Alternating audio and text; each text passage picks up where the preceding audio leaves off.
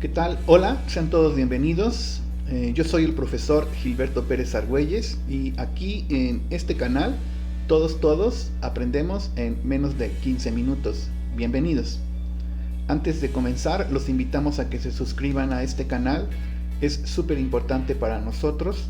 Además, los invitamos a que nos sigan en nuestra página de Facebook. Allí estamos publicando infografías de diversas asignaturas, historia de México, filosofía, sociología, entre otras. Dicho lo anterior, entonces, es momento de comenzar. La sesión del día de hoy tenemos preparado el video que tiene como título Antonio López de Santana, vida y obra. El objetivo de la presentación que está por iniciar es conocer aspectos de la vida de Antonio López de Santana y también identificar la forma en que influyó en la historia de México. Dicho esto, es momento de iniciar. Antonio López de Santana es un personaje omnipresente en la historia de México del siglo XIX. Algunas veces en el poder, otras detrás y otras más en contra del poder. La vida y obra de Santana es la historia de las primeras décadas de México como nación. Y bueno, estamos ante la presencia de unos de los personajes más polémicos. Algunos historiadores, por supuesto, lo consideran con vacíos en cuestiones de ideología política.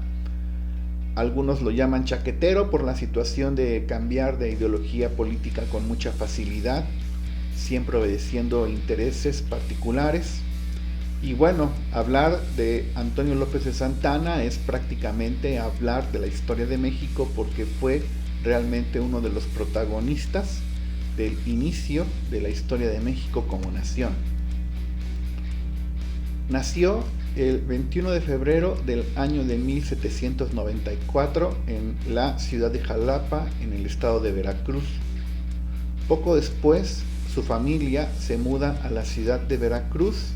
Su padre tenía la profesión de ser notario y se le había asignado funciones nuevas en la capital del puerto de Veracruz. Ingresó muy joven, tuvo una vida muy impetuosa desde temprana edad y muy joven va a ingresar al ejército realista. A los 16 años, poco después de haber ingresado al ejército, esto en contra de la opinión de sus padres, por supuesto, va a ingresar al ejército a la edad de 16 años y 3 meses después de haber ingresado al ejército inicia la rebelión encabezada por Miguel Hidalgo. Dicho de manera sencilla, Antonio López de Santana, en principio, al inicio de la independencia de nuestro país, pues estuvo por parte, de parte de los españoles del ejército realista y combatió a los insurgentes. Habrá que mencionar también, por supuesto, que tuvo una vida bastante holgada en cuestiones económicas. Su origen, en este caso sus padres criollos, por supuesto, pues le van a dar esta posibilidad de tener una posición económica bastante estable. Antonio López de Santana figuró entre los primeros que se adhirieron tempranamente al Plan de Iguala.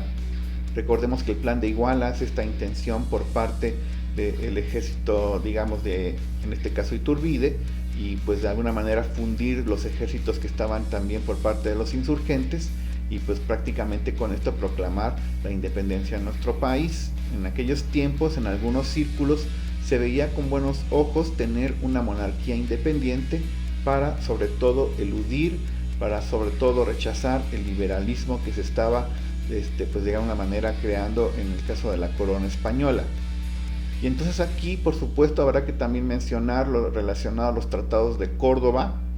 Según algunos datos, según las memorias del mismo Santana, pues prácticamente él convenció, según Santana, por supuesto, porque habrá que mencionar que una vez que llega el último virrey de la Nueva España, el caso de Juan O'Donoghue, pues Santana fue el que lo fue a recibir al puerto de Veracruz para después trasladarlo a la ciudad de Córdoba. Y bueno, durante este traslado, según platica el mismo Santana, pues él prácticamente convence a Juan de O'Donoghue de firmar, por supuesto, la independencia de nuestro país. Recuerde que los tratados de Córdoba es esta situación donde se supone, ¿no?, sin considerar mucho la corona española, Juan de O'Donoghue pues cede la independencia de nuestro país.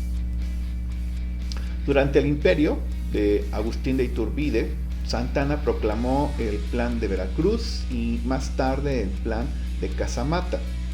El objetivo de estos dos planes era derrocar a el primer emperador del México independiente.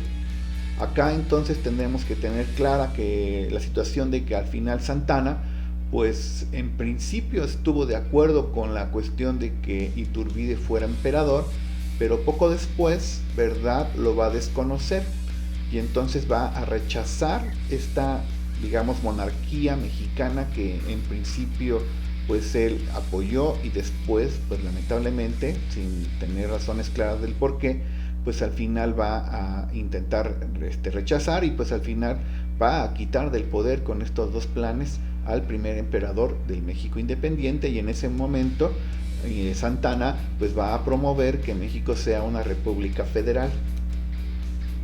En el año de 1828 se opuso a la elección presidencial de Manuel Gómez Pedraza como sucesor del presidente Guadalupe Victoria. Ayudó a Vicente Guerrero para que fuera presidente de México entre el año de 1828 hasta su muerte en el año de 1831. Nos referimos a la muerte de Vicente Guerrero, que lamentablemente muere fusilado por medio de algunas traiciones. Y bueno, por supuesto que Santa Anna intentó, ¿no?, salvar a Vicente Guerrero, mandó una carta pidiendo que no lo fueran a asesinar, pero lamentablemente la carta llegó tarde y pues ya no fue posible en este caso, tal vez por parte de Santa Anna, esta intentona de salvarle la vida a Vicente Guerrero.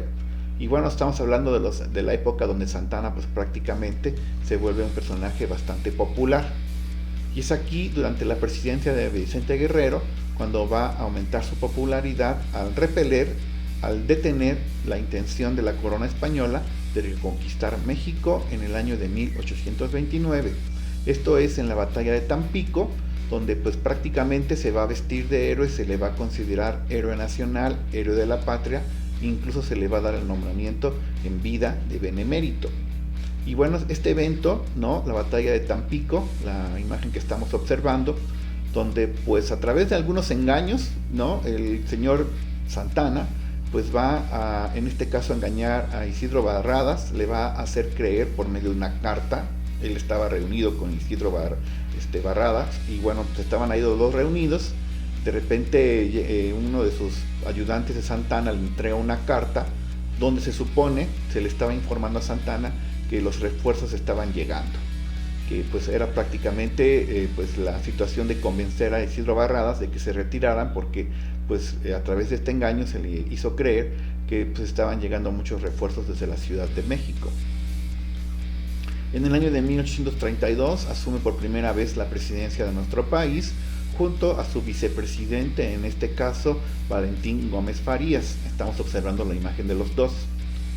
En este caso pues habrá que mencionar que pues Santa Anna no fue una persona que le gustara mucho estar con cuestiones del poder, en cuestiones administrativas, por decirlo así, y pues prácticamente le va a dejar el poder presidencial a Valentín Gómez Farías 2 semanas después de haber sido nombrado presidente y vicepresidente ambos. 2 semanas después pide permiso y le deja para retirarse a su hacienda, ¿no?, en el caso del estado de Veracruz, en Manga de Clavo. Y bueno, en este caso pues Santa Anna le permite pues prácticamente gobernar solo a Valentín Gómez Farías.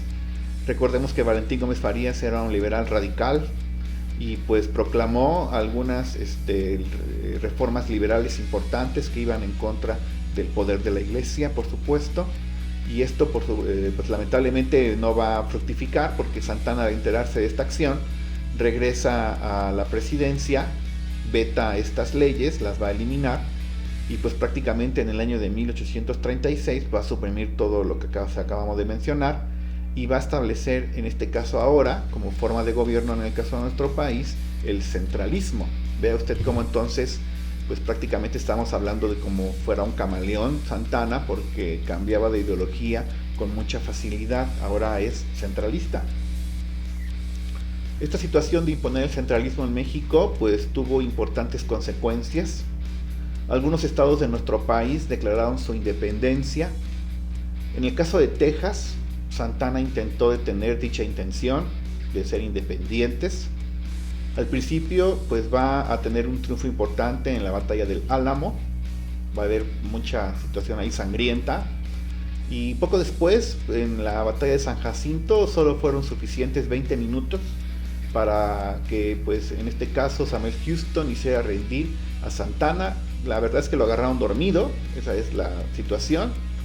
En la batalla de San Jacinto pues prácticamente se confiaron, se quedaron dormidos y el ejército estadounidense aprovechó la situación y pues va a obligar a Santana a firmar los tratados de Velasco, donde pues en ese momento Santana estaba aceptando prácticamente la independencia de Texas y también estaba aceptando que no iba a intentar recuperar este estado.